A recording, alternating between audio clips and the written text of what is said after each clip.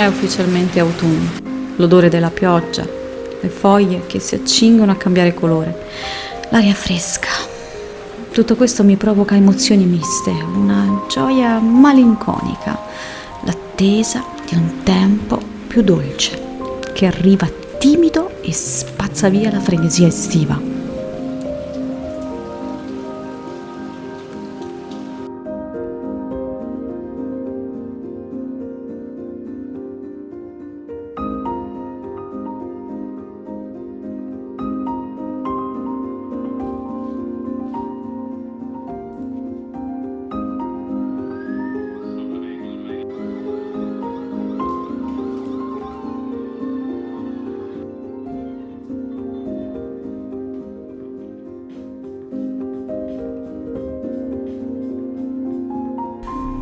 Sono stati 2 anni difficili per il mondo intero, ma stare in casa tutto il tempo non ha modificato di molto il mio stile di vita.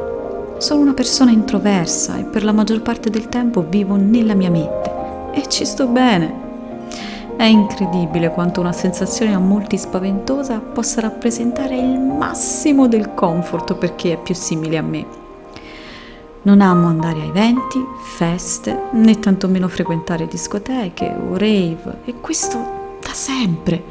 Anche negli anni della mia adolescenza le attività che segretamente preferivo apparivano di gran lunga più noiose rispetto a quelle dei miei amici. Perché segretamente? Ho finto quasi tutta la mia vita per una sorta di preservazione sociale, per proteggermi da chi poteva ferirmi. Ma non ha funzionato molto bene. I bulli rimanevano bulli e la mia personalità diventava più fragile.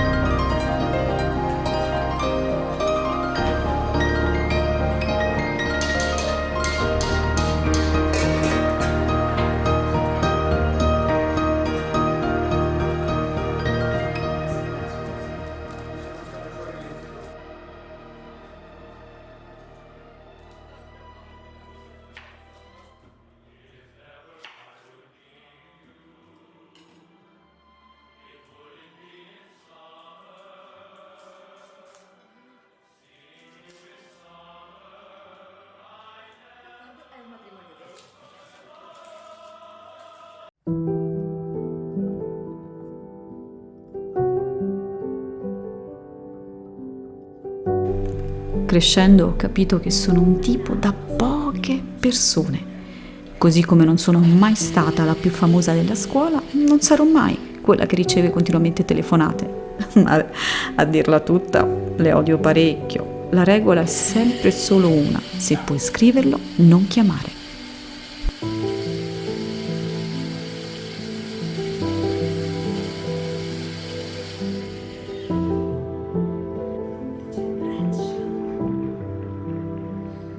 Penserete a questo punto che non me la sono passata male stando a casa, eppure questa mia introversione non è riuscita a tutelare la mia salute mentale. Vivo costantemente con un profondo buio. Alcuni giorni mi appaiono luminosi e allora tutto sembra svanire.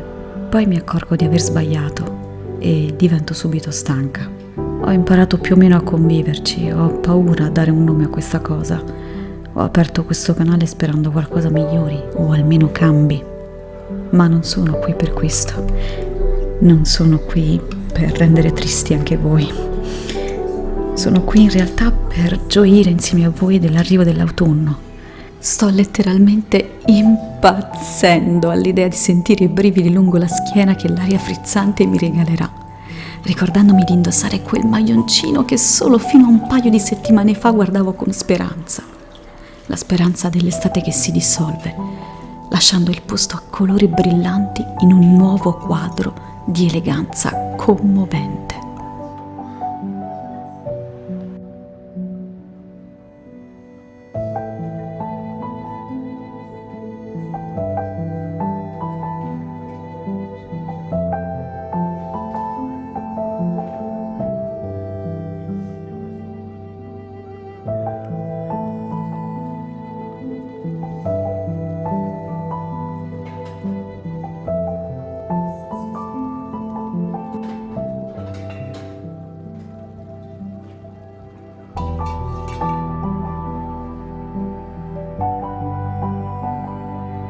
La cucina è uno dei miei posti preferiti. Riscopro il piacere di passare del tempo a preparare, spadellare e infornare liberamente e so che questo è solo l'inizio di un meraviglioso susseguirsi di profumi, colori invitanti e pietanze accoglienti. Niente risveglia i miei sensi più di una torta appena sfornata, quel piccolo miracolo di chimica ed amore che avviene proprio davanti ai tuoi occhi. Cosa può esserci di meglio? Cucinare poi in un giorno di pioggia è per me davvero terapeutico. Aggiungiti un film e tutto ha più senso. Devo ammettere che non leggo moltissimo, anche se cerco sempre di informarmi il più che posso e da diverse fonti. Trovo che i film siano la mia dimensione, sono affamata di immagini. Traggo molta più gioia dall'osservare che dal leggere, ma sto imparando a bilanciare, per quanto possibile, fosse anche solo per soddisfazione personale.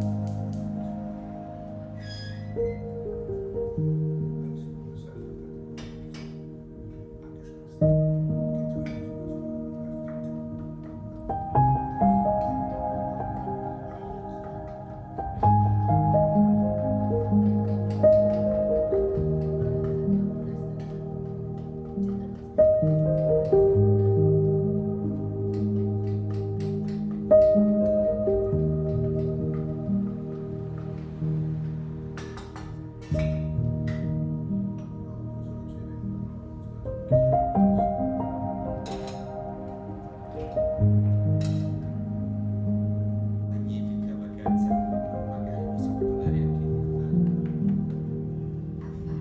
Forse non far vedere all'America il Alberto come una star, come ha fatto con Svidiana.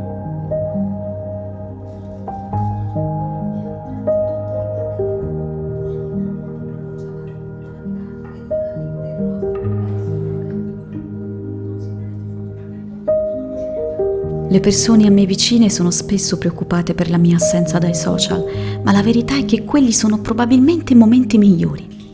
Mi immergo spesso nella solitudine dei miei pensieri, sono una sognatrice, una romantica e ho bisogno di idealizzare un mondo tutto mio. Sfuggire alla realtà è probabilmente uno dei miei passatempi preferiti e lo faccio ogni qualvolta riesco. Sarei curiosa di sapere quali sono i vostri passatempi preferiti. Auguro a chiunque stia guardando questo video di sentirsi un po' meno soli e sole e di godere della preziosa compagnia di se stessi.